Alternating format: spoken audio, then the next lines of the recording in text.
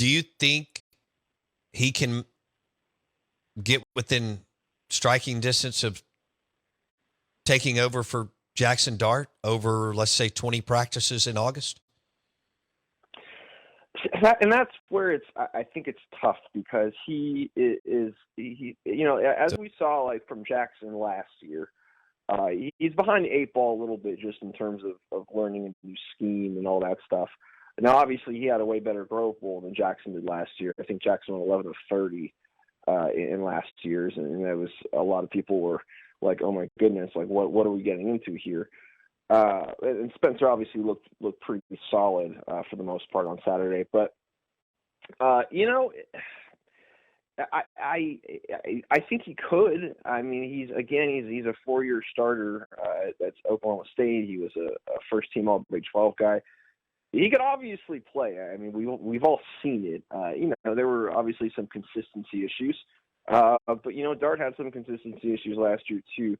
I think the big thing and the big takeaway from like this spring, and this is all a lot of people talked about, was just how Jaxson was avoiding the big mistake this spring. And I think the talent's always been there with him, the ability to extend plays, to make the big play, to do the dynamic things.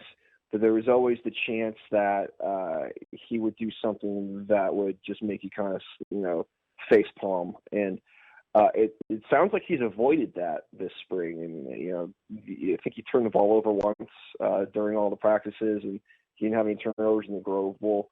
He just looks a lot more comfortable. And I think that, there's this perception that he was like really bad last year. He wasn't bad. No. I mean, he was, he was pretty damn good, actually. Yards. Yeah, 20 touchdowns, 600 rushing yards. Yeah, there were moments when I think it was the plays that were left on the field that kind of made people groan sometimes, or just the turnovers when they happened and when things kind of snowballed. But for the most part, he was pretty good, especially given that he came from an air raid offense at USC and was kind of learning a whole new system. Now that he's been in it, I think he's in a really good place mentally, physically, all that kind of stuff. So kind of a long-winded way of saying, I think it's going to be tough for him not to be the guy. But, again, there's a part of me that's also like, you don't bring in a 4-year starter at a Big 12 school if you don't think he can give you something. So yeah, it doesn't make sense on paper. So yeah, it doesn't make sense from Spencer Sanders' perspective either. Why would you come if you thought you weren't going to play, right? Right. Yeah, I don't understand that.